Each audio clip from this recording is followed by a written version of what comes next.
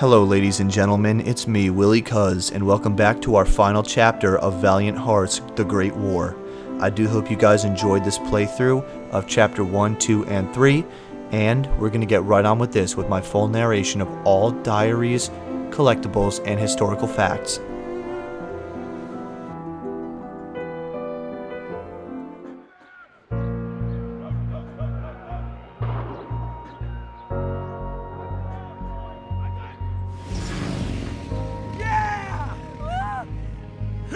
Their euphoria was short-lived, intercepted by German troops who still held Saint-Mihiel. Karl and Anna were led to the officers' quarters for interrogation. Karl was sent back to fight for the Germans, while Anna was sent to the infirmary to care for soldiers. On April 8th, the French forces launched an assault on Saint-Mihiel, an opportunity that Karl would not let slip by. Formidable. We hem das klink.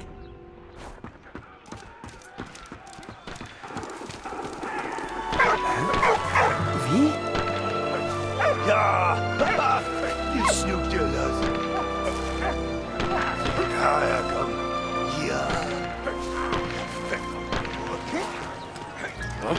Beste Best! Flux. Frette! Hinterhand Mellet!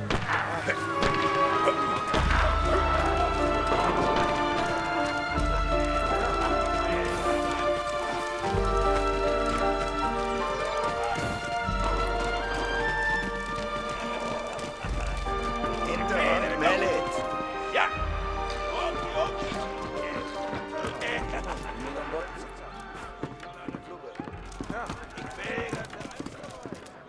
Immer an der Krummstörung Lumpen anfrotzen.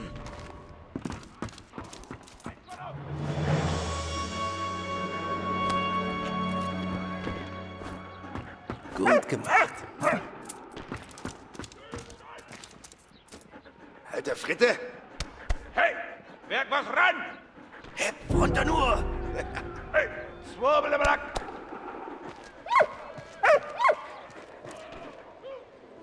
Saint-Mihiel occupied by the Germans from September 1914 as assailant on the front. Saint-Mihiel was a key strategic position. It also stood on the railway line between Paris and Nancy. The Allies made several unsuccessful attempts to liberate the town before the arrival of American troops in 1918. The gas used during the war was heavier than air, and so seeped into trenches and tunnels. Pockets of gas might stagnate in shell holes on the battlefield, preventing soldiers from removing their masks, which were still restrictive and uncomfortable.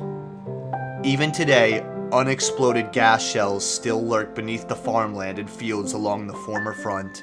An identification tag with a detachable part was used by the authorities in corpse administration. The main part was left on the body. This model was put in service in late 1916. The Gazette des Ardennes was a daily newspaper published in Belgium and distributed in the German-occupied zone. The newspaper was a German propaganda tool written in French, informing the local population of occupied zones and POWs of the German and Austria-Hungarian Empire feats and daring do. Unlike the broader German bayonet, the French bayonet was needle-like and designed to pierce enemies and cause serious internal damage. French foot soldiers were disappointed with the bayonet's damage potential, so added notches to create further damage as the bayonet was removed. A hip flask could be secreted nicely into a trouser or jacket pocket, and generally contained a wee dram of the strong stuff to give soldiers a hearty nip before strolling into danger, or after pulling through a tight spot. This helmet was introduced to replace the pointed German helmet on the battlefield. To protect soldiers from shrapnel, it was much thicker than the French model and offered better protection. Its rim even protected the ears. The price of such protection was that it was much heavier, 1.32 kilograms as opposed to the 0.58 kilogram, the heaviest helmet to have ever been produced. Miracles do happen sometimes. Carl is alive! That was quite a smart escape. Dressing the dead guy in his clothes actually worked. We've crossed the lines, and we are so close to our goal. I hope they let me out of the infirmary. I'm going to try to find Marie's farm. Carl is being held at the barracks. They suspect he's a traitor. I was going to give myself up this morning, but then I saw Anna and she saved my life again. Now we're driving to St. Miel. My poor feet will never forgive me. I don't know how we'll cross the front line, but I know these hills. We'll find a way. I'm not a spy. How many times do I have to tell them to make them believe me? Having served under Von Dorf isn't helping matters either. If only I could see Marie and Victor, just for 1 minute. I have to know they are safe, but seeing them means getting out of here first. Hey, Prosit! Zo zijn! Zo! Run! Räum mich da! Hey, there we go! Ja!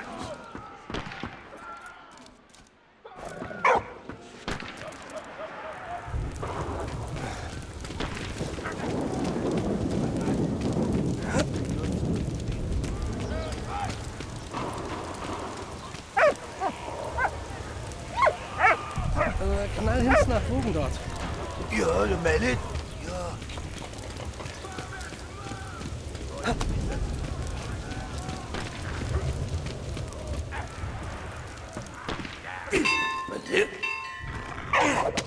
Hey, Walt! Räum mich da! Oh, gut gemacht. Guter Hund. Hey, Prosit! Zo zijn!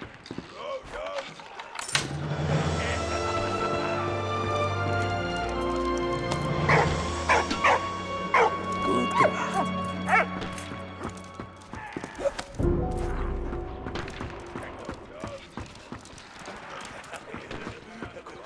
Marie, hier, komm! Ja!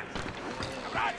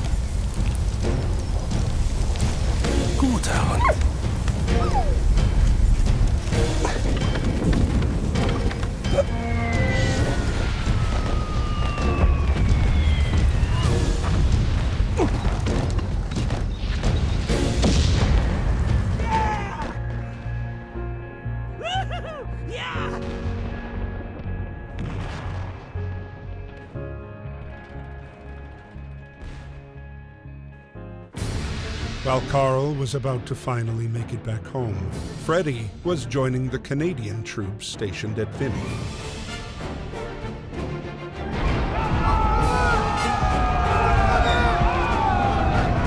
In the sky, George, a British aviator from the Royal Air Force, was spotting the German positions for artillery support. On this day, Canadian troops led the charge.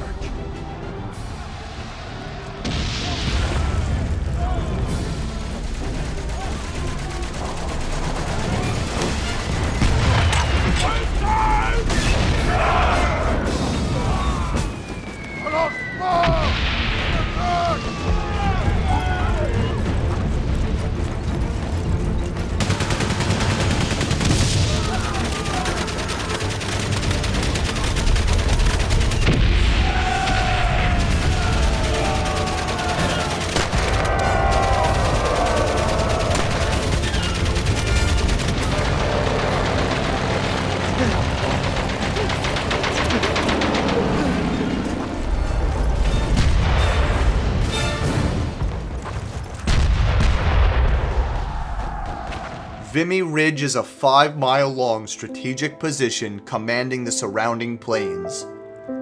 April 9, 1917, 100,000 Canadians launched an attack on the ridge and seized it back. In 1922, France granted Canada permanent use of the hill to commemorate their war dead, and 11,000 trees were planted to commemorate the 11,000 soldiers without known graves. The hill subsequently became a symbol of Canada's national unity and its coming of age as an independent nation. The Brodie helmet was also known as the Tommy or shrapnel helmet and was worn by all British Empire forces, whether British, Canadian, or Australian troops. Even the American Army used it when they first joined the war. Its distinctive form brought it a whole host of other nicknames: dishpan hat, tin pan hat, washbin, the battle bowler. The Germans called it the German word for salad bowl. Canadians already used cents and dollars pre-independence. In 1914, they were minted with the image of King George V. Canadians in France earned $1.1 per day, corresponding to the average daily wage of an officer or factory worker. Relief models of hills were made so that soldiers could visualize their objectives as well.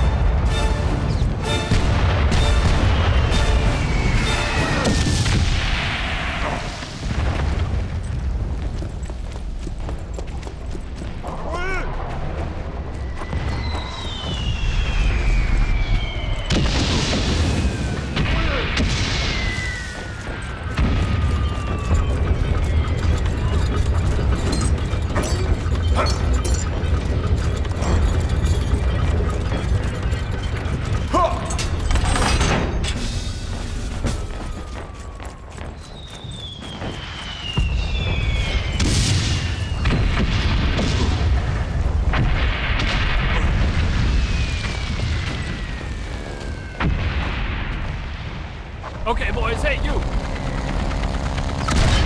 Southwest!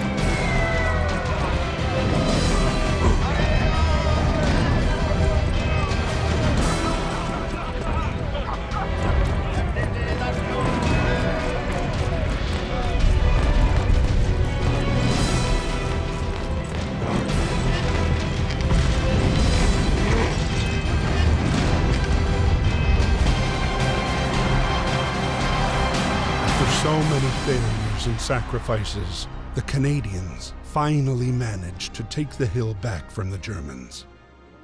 The United States' entry into the war grew more certain by the week. The last letter from Freddie's younger brother confirmed his country's newfound eagerness to join the fight.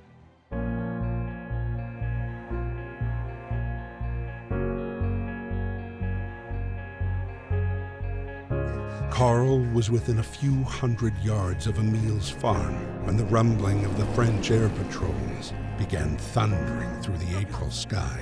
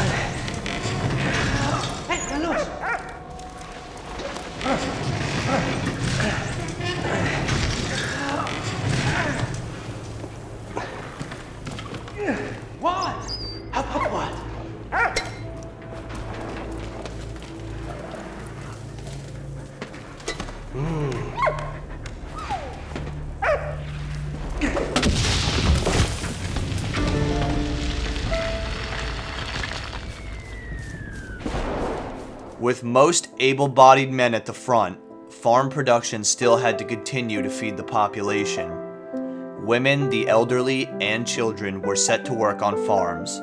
The requisitioning of horses made tilling the land even harder. Prisoners of war were also used to help the war effort.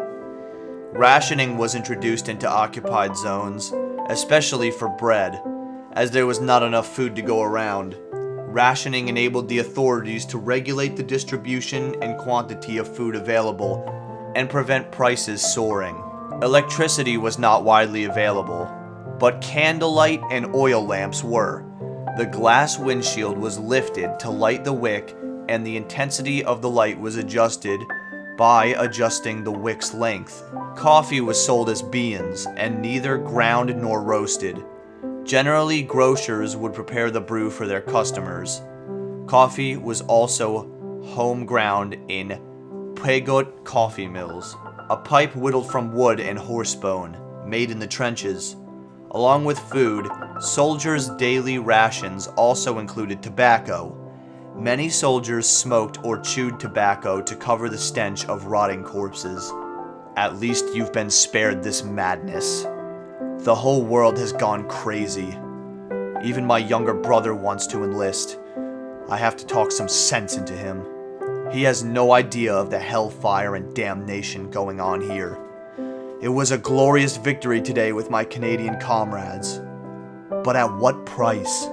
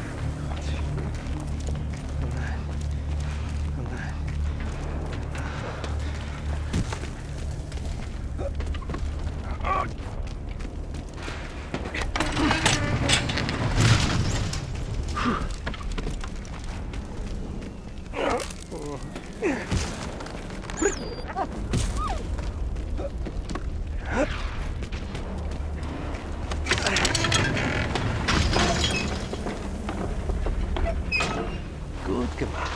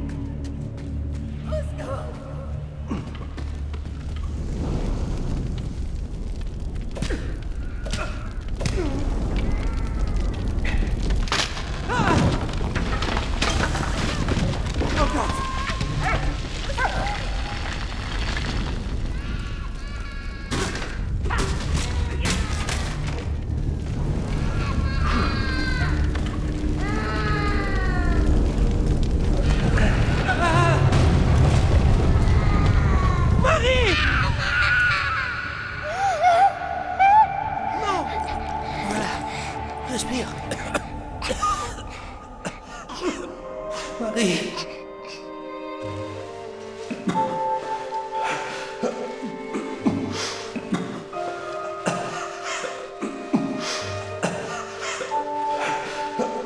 Marie.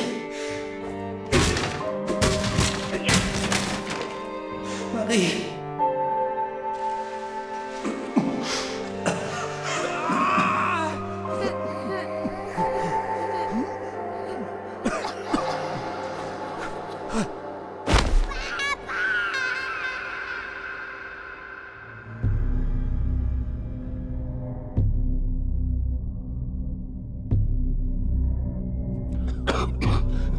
April 16th, 1917. Emile was still sick. But the general needed every soldier who could stand to launch his big offensive. Once again, it was to be the battle that would bring an end to the war.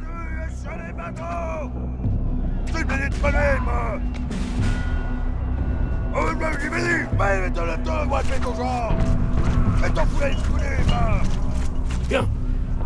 Oh. Allez. Bien. Alors.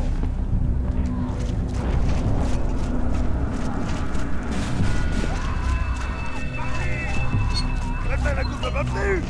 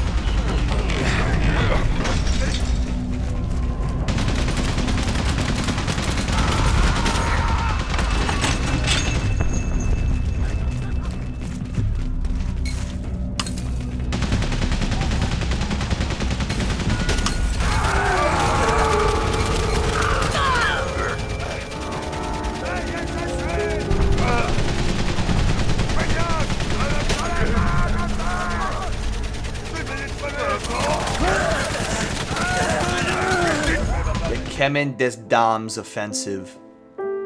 Crowned with success at Verdun, General Nivelle planned a large general offensive in spring 1917, focusing on the Aisne front and Chemin des Dames.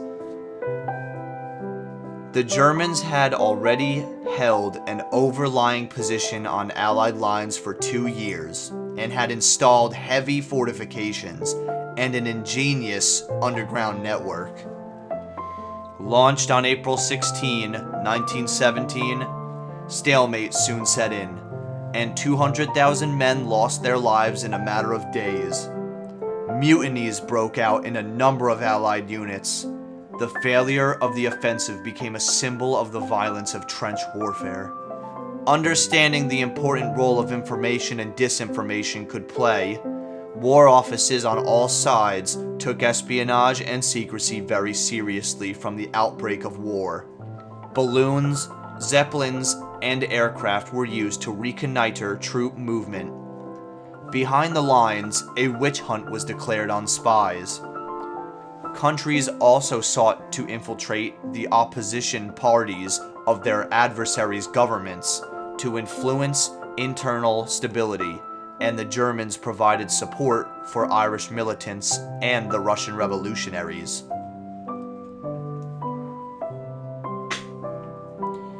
It's a long way to Tipperary lyrics. It's a long way to Tipperary. It's a long way to go. It's a long way to Tipperary, to the sweetest girl I know. Goodbye, Piccadilly. Farewell, Leicester Square. It's a long, long way to Tipperary, but my heart's right there. Letter from a Russian officer. April 8th, 1917. My dear wife, Elena, I am alive and well by the grace of God. We're still fighting, but this is nothing like I imagined. The mud is everywhere and the battles are draining. My men are exhausted and I'm having trouble to get them to fight. They have heard about what's happening and they want to go back home. How are you? Are you safe? Your loving husband, Nikolai. The Russian dog tag was hexagonal and supplied to soldiers by their host battalion. Russians on the Western Front were issued a wooden cartridge for storing personal identification papers, but the cartridge was generally used to keep matches dry.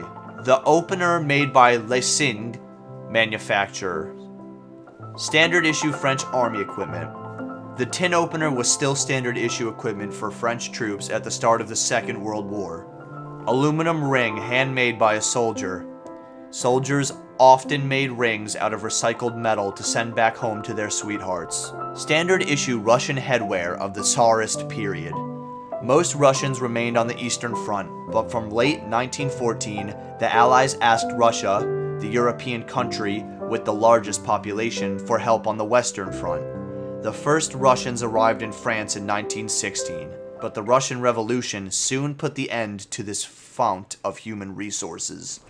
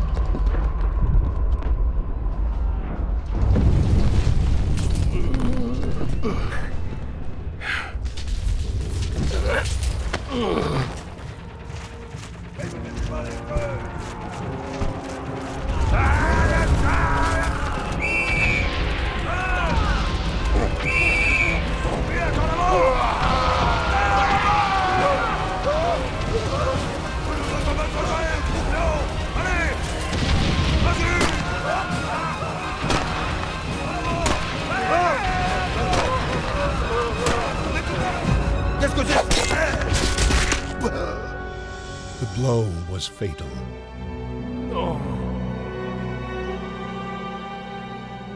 The Nivelle offensive was a bloodbath, a butchery. Soon, mutiny spread throughout the French infantry divisions, and the offensive was abandoned. Emile was jailed with the other rebels, waiting to be court-martialed.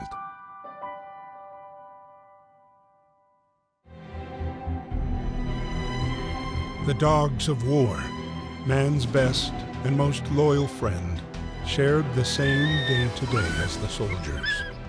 Whether carrying messages, saving the wounded, or sweeping for mines, they never failed to fulfill their duty. What?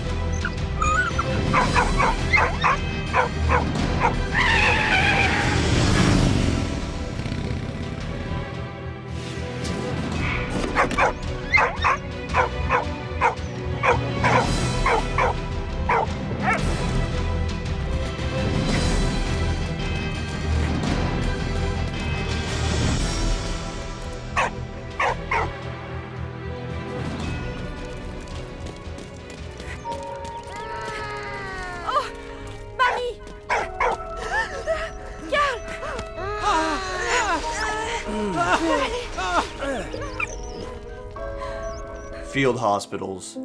A complex chain of medical units was set up to cope with the war wounded. From aid posts at the front, men were dispatched to field ambulances where, after summary treatment, they were evacuated to casualty clearing stations and onto base hospitals or ports for repatriation to Blighty. The structure became more refined as the war progressed, due to new emerging pathologies caused by trench conditions or gas attacks, for example. A syringe used by nurses to administer intravenous or intramuscular drugs.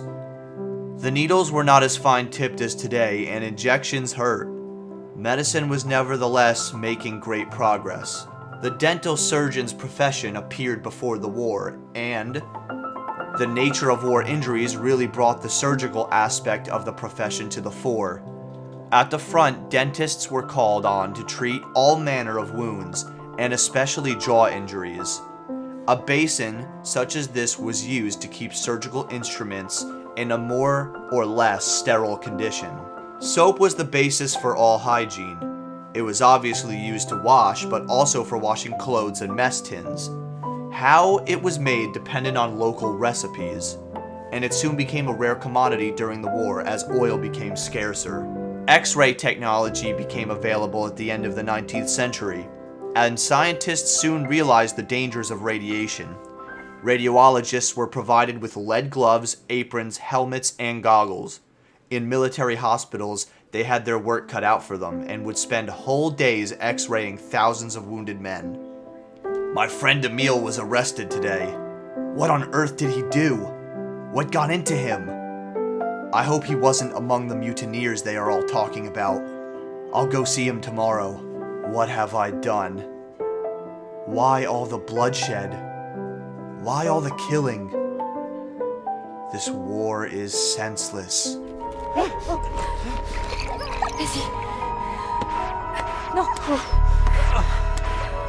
Calme, bon. Allez, calme. Allez, calme. Ça va aller, allez. Calme, bon. Allez, marche. Allez. Allez, calme.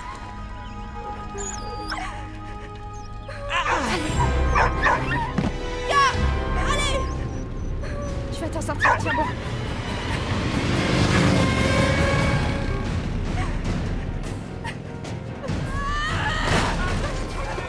Allez. Allez, calme. Dépêche-toi. Non. Vas-y. Tiens bon. Voilà. Ça va aller, allez. Allez, courage. Tiens bon. Allez, calme. Calme, bon. Ça va aller, allez. Allez, calme. Tiens bon. Calme, bon.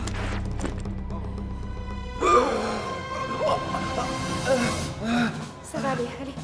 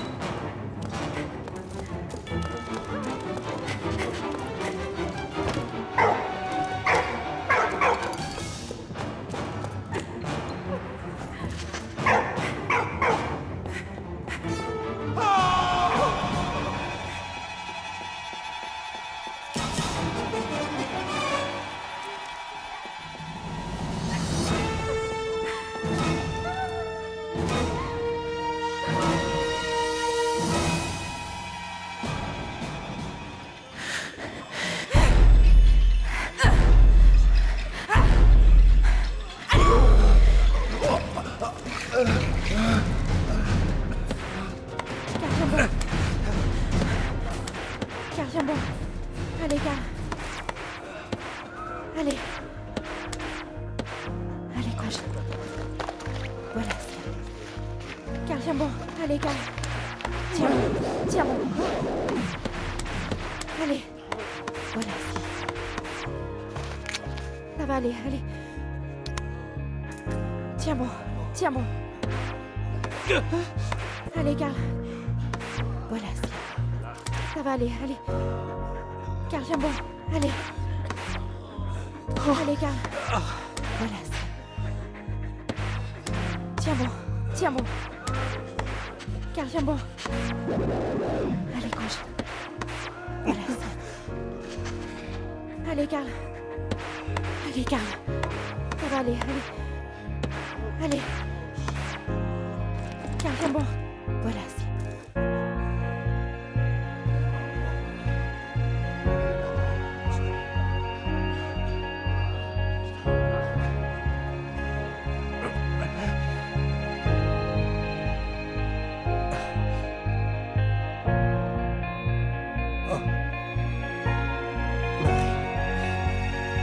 One look from his son was enough for Carl to forget 3 years of war and exile.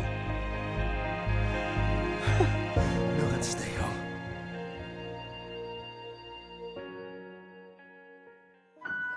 After weeks without news of Emile, Marie finally received a letter from her father.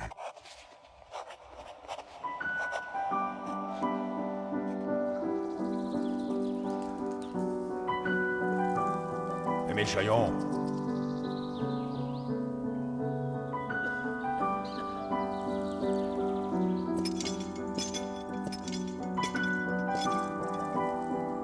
C'est l'heure.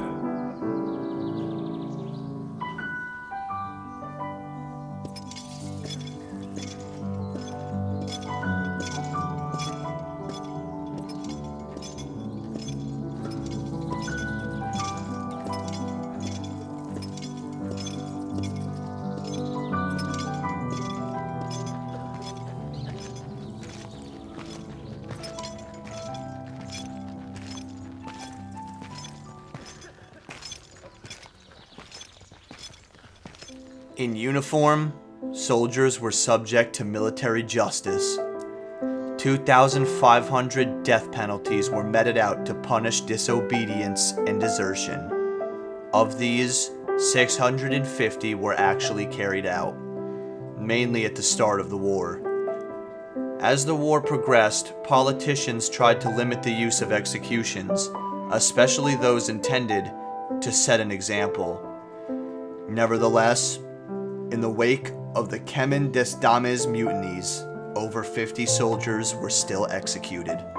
We made it! Carl, Marie, and Victor are reunited at last. It was so beautiful to see them together. The image of them will give me courage to return to the front and tend to the wounded. There's still so much to do. They're here with me at last. Sweet Marie and my little Victor. I don't ask for anything else from life. At last, we're together again. I have dreamed of this moment for so long. Is it for real? I wish time could stand still.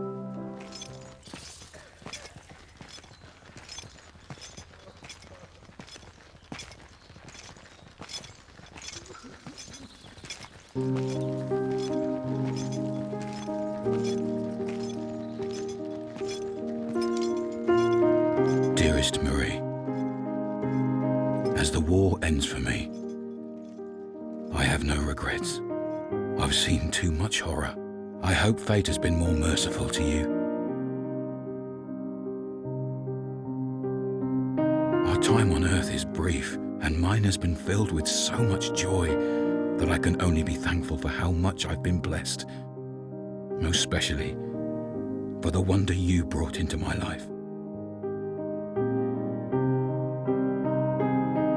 This letter is my last. I've been found guilty by a military court for the death of an officer.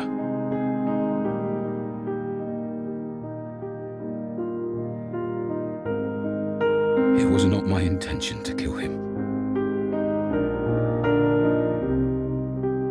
War makes men mad. Though I failed Carl, I know my sacrifice has not been in vain.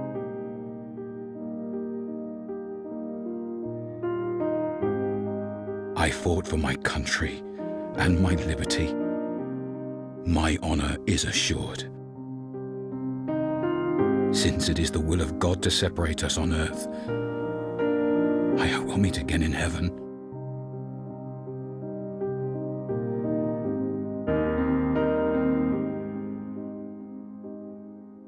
Keep me in your prayers. Your loving Papa. Always.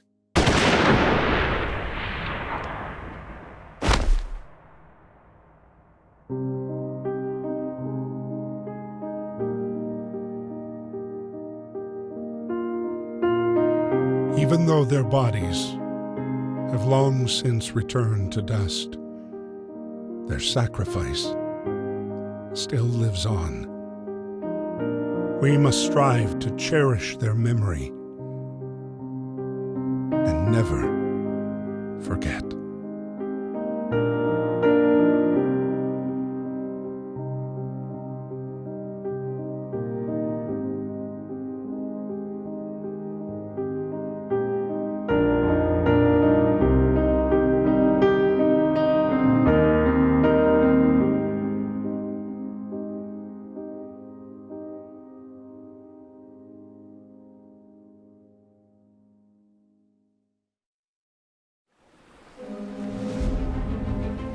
Hungry for more, the war was not yet over.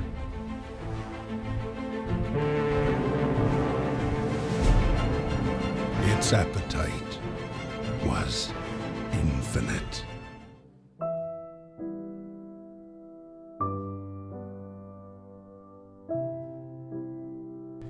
Well, guys, I hope you enjoyed that beautiful story and watched all the parts. If you did, thank you for joining me and choosing me to show this game to you. And maybe you'll check it out yourself or show it to someone else. Hope you guys enjoyed. Everyone stay safe out there. Love you guys.